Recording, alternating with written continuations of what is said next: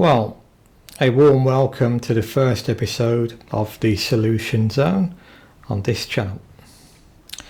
My name is Nigel Broadbent.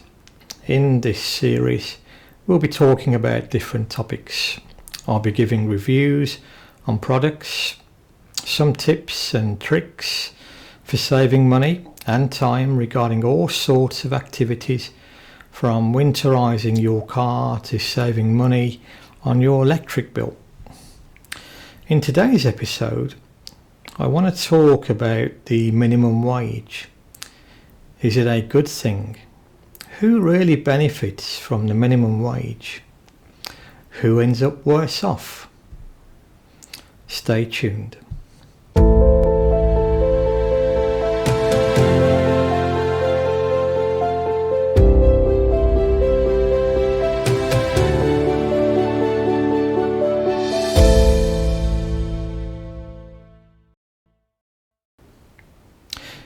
Each state has its own minimum wage. It can be anything from $7.25 per hour to $17.50 per hour.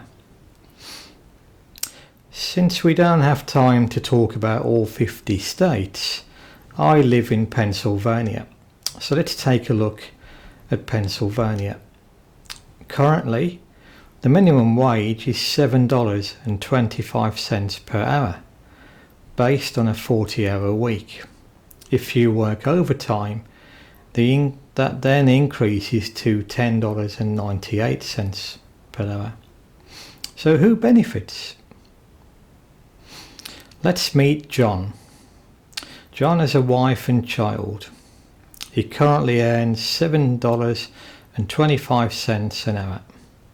He works a 40-hour week and 51 weeks a year and gets a week paid vacation. No overtime is worked by John.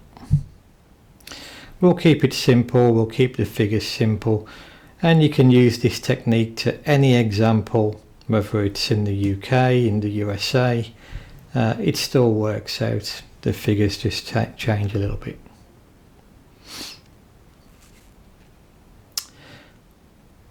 We won't deduct any Medicare deductions or OASD, insurance, city employment tax, etc. We'll just keep it simple for this example. Now let's work out at 40 hours a week at $7.25. That equals $15,080 a year with no overtime.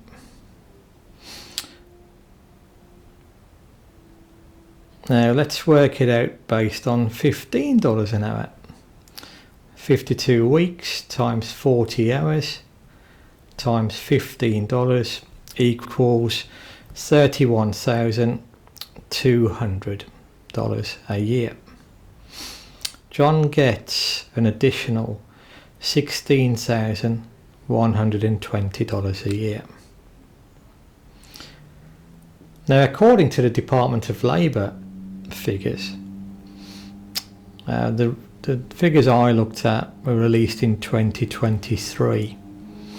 There's an estimated 67,800 workers in Pennsylvania earning the minimum wage.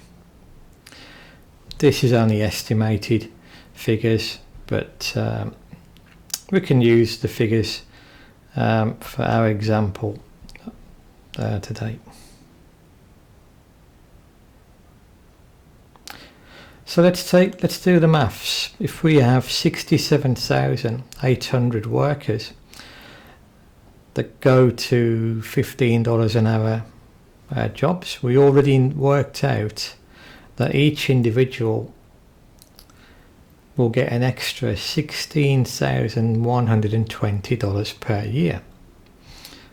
So multiplying by that, by the number of workers, 67,800, we end up with an additional $1,092,936,000 throughout Pennsylvania additional income. Now, We'll only use one example, state tax. State tax in Pennsylvania is 3.07%. We're not going to use any additional taxes, so if you imagine, they're all going to benefit as well.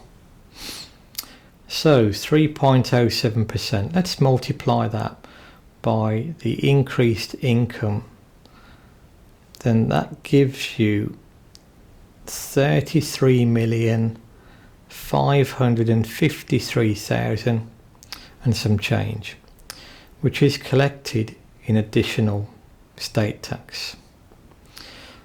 This doesn't even include people earning $8, $9, $10, $11, all the way up to $15 an hour.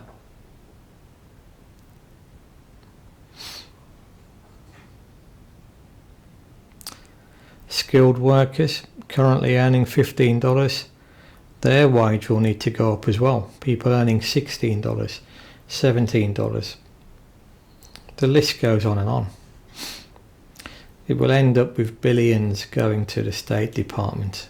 And this doesn't even include federal taxes or local taxes. Can you see now why some politicians so desperately want to increase the minimum wage? They waste your money and have overloaded pension schemes that require more income. It sounds good, earning $15 an hour instead of $7.25, but the only people that benefit from that are the government.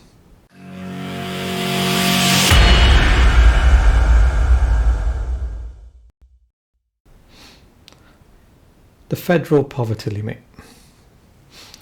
Now, John Doe used to earn $15,080. He now earns $31,200.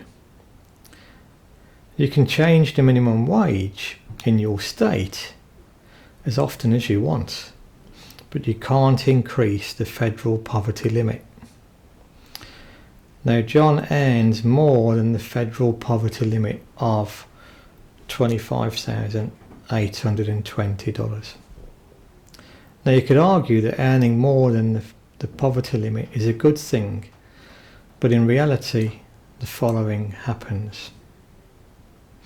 Before, John was relying on Medicaid, CHIP, Children's Health Insurance Program, to help cover his children, or his child, I should say. He now has to pay extra for medical insurance. John may have qualified for heating assistance in the winter and various other benefits, but now he may not. Inflation. Let's just look at one product, purchasing some milk.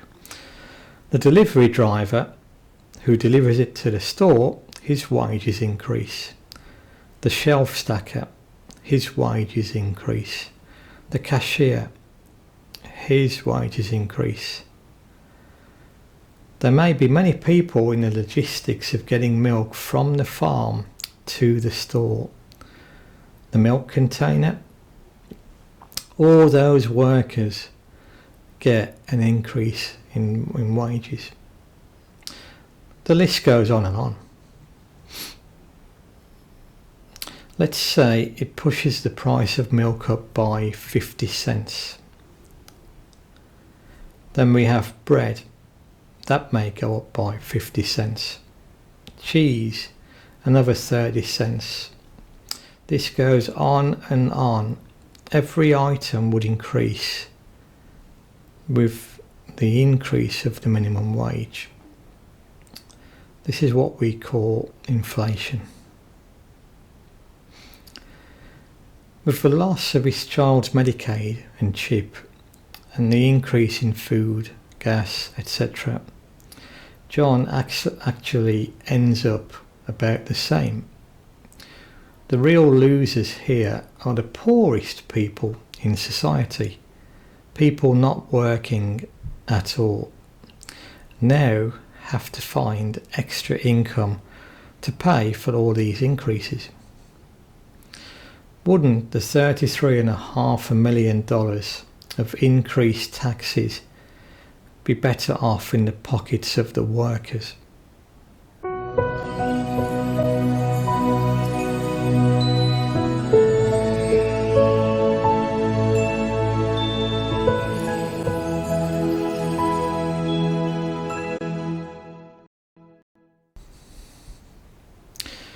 The solution is to lower the cost of living. By lowering the cost of living, John will still meet the federal poverty limit, meaning he does not have to lose essential benefits.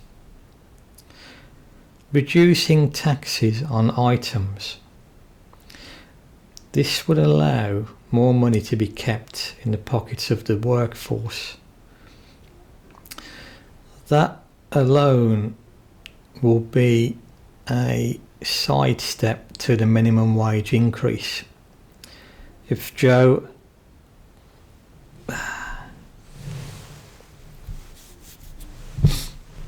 The solution is to lower the cost of living. By lowering the cost of living, John will still meet the federal poverty limits, meaning he does not have to lose essential benefits. Reducing taxes on items will allow more money in the pockets of the workforce. Redesigning the pension system based on a private 401k system will eliminate long-term expenses on the state, allowing that money to be kept in the pockets of the workers.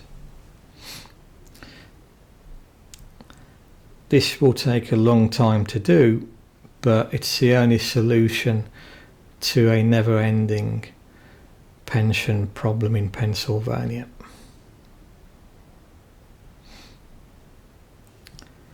All of these issues will need review, but I think we can all agree in this video that the only real winners for a minimum wage increase are the government, with an increase to the minimum wage. Sure, increasing the minimum wage sounds good and feels good, but at the end of the day, it will not work. You have been in the Solution Zone.